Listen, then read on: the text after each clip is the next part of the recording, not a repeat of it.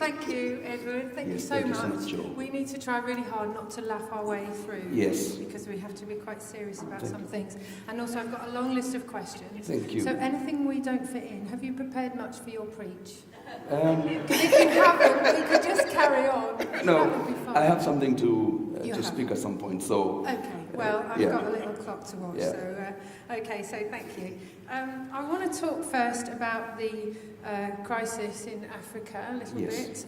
First, it's not been in the media quite so much recently. I saw mixed reports between 12 million and 38 million in the Horn of Africa, people who are in need of food. Yes. And I know that you're very involved in that. So tell us a little bit about what you're exactly doing. What has happened is suddenly, maybe this has come to the attention of the international community. There is a drought that has not been experienced from 1914, I think. So because of that, then of course famine sets in and other complications arising from the drought. So what we are doing is giving people food and making sure that people have got water regularly, because a number of people they succumb because they lack water. So we've created several centers across the nation where we've got churches, and every fortnight our teams are there to be able to supply food and supply water to, I think at the moment it's about 500-600 families, which represents of course several thousands. And how are you funding that? Well, we do have a number of well-to-be churches in Kenya. There are not many that we reach out to them, and some of them we tell them really the need is not just the money. It's if you've got the actual relief, our lorries or vehicles will come and pick. But also we've called out to our international friends. Of course, that includes you people here, and the response has been positive and very encouraging, and also from our own businesses. We have several businesses that do well, and sometimes from the profits, we just pump the profits into buying of relief. It is a repetitive cycle, this drought, famine in Africa. Is there a way to prevent the repetitive cycle that happens almost every year? Yes, I think there is one of the most unfortunate things, even as we speak right now, what really makes my heart, I feel a bit discouraged is when I see the governments of the affected nations, including my own government, the people who are supposed to be standing with the people are busy politicking. It's politics, because like in our country, 2017 happens to be a year of general election. And I see the biggest group of leaders are busy doing the politics. It is possible to address the problem. It is possible because you see the vicious cycle, it's part, of course, of what we're calling global warming, and therefore people who are proactive should be able to see that this is a problem with us, and how do we address it? Maybe by encouraging environmental friendliness, coming up with water-related projects like we are doing as a ministry, and just being able to help the people not to go through yet another one. Because at the moment, the advice that we have is that the problem that Kenya is facing, because for the first time in history, the snow on Mount Kenya has melted, and that has never been seen. Yep. So we've been advised that it is possible for this problem to go on for the next 10 years. And so that's serious. We have a bit of a danger as well, I think, in the West of always seeing Africa as, we need to send money. There is a lot of wealth in Africa as well. There's a lot of resources. Of course, yeah. What are the main barriers for you to be able to access those resources? I think it's, to begin with, is priorities. I think the governments of the continent of Africa, most of the time, we've got enough resources, I believe so. Like in my own country, I look around and I see, like in one of the places where we are reaching out, there is a discovery that has been found not long from, I think it's 2 years ago, which is simply saying under the earth there is plenty of water that could keep the Kenyan nation for 70 years. And so that is just lying there and nobody is tapping into it. So I think the priorities are mixed up, and I think that's the problem. And let's talk a bit about your church. How are your church responding to what you're doing?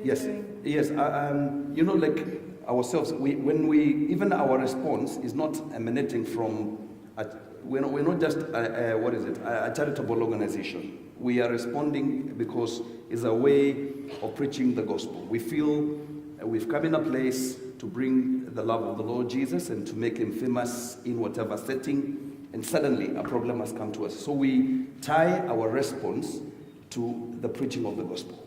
I was going to ask that. How do the people in Africa respond to disaster? Do they turn to God? Do they turn to faith or Westerners for help? Yes, I think what has happened from my experience, because the last 20 plus years, we have gone as a nation, I'll be speaking that much later, as a nation we've gone through difficulties and calamities and crises.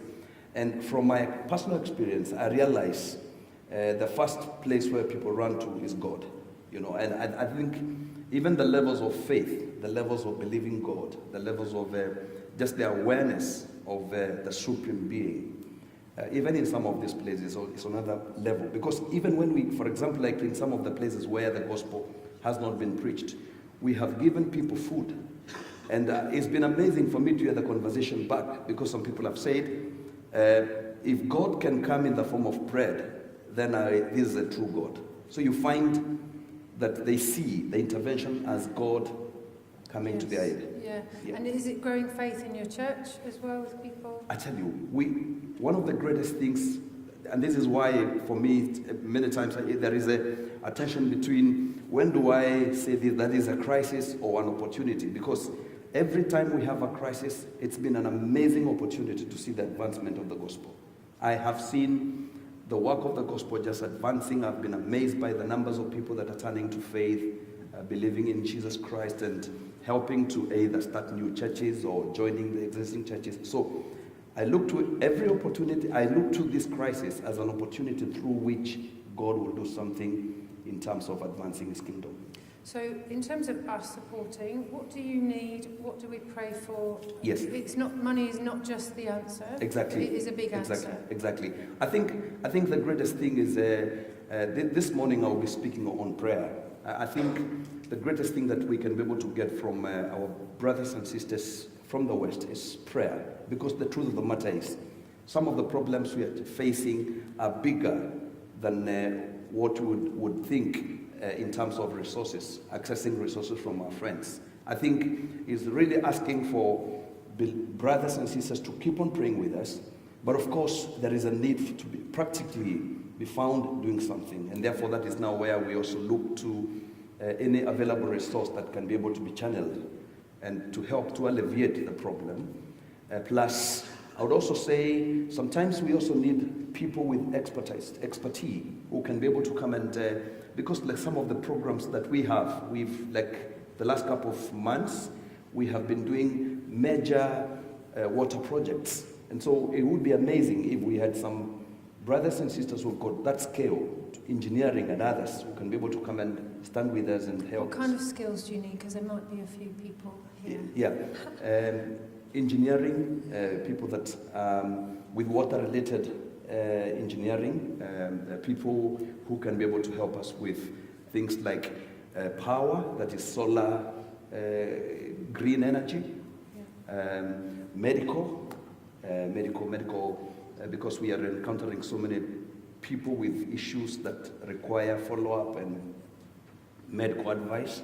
Those are some of the skills that can help us a lot. Great. Yeah. Briefly talk to us about, I know you're involved in businesses as well, small businesses expanding. What's your vision for that? My vision for business. I really feel, because you see, many times we think that agriculture is the only way in which people can come out of the claws of poverty.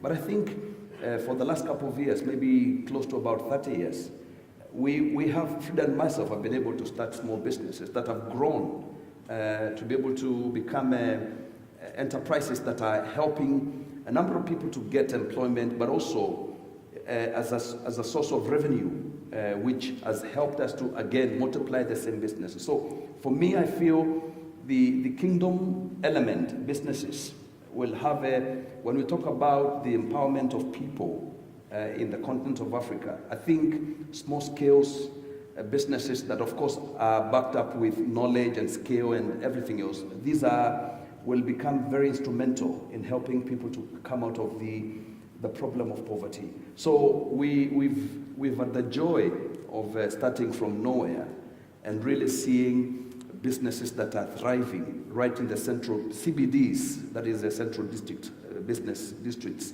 in some of the major cities. We've got businesses in Nairobi, we've got businesses in Meru, and they're flourishing, and they started in a small way. Brilliant. So I feel that is something that needs to be supported as a company. We try to create, because we've got a SACCO. A SACCO is where people put their money and they borrow.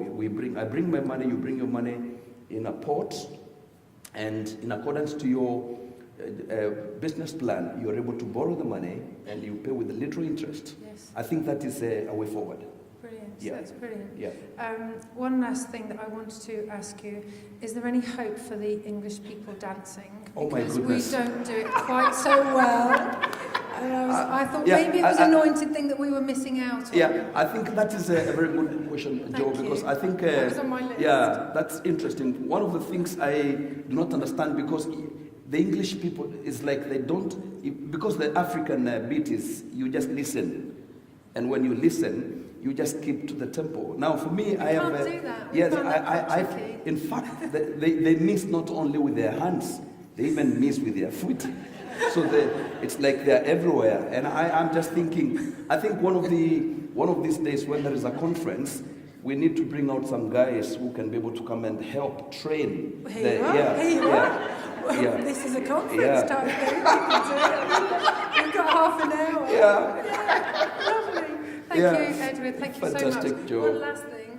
The name of your church, Come Back Here. Yes. Was that a very well thought out title? Come Back Here? Yeah, it is. Where it did is, you get that Joe, from? that is, it's come back here, meaning. Come Back Here. Yeah, once you've been there, you want to come back here.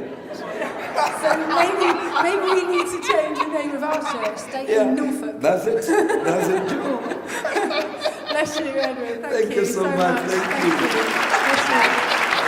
Thank you, Joe.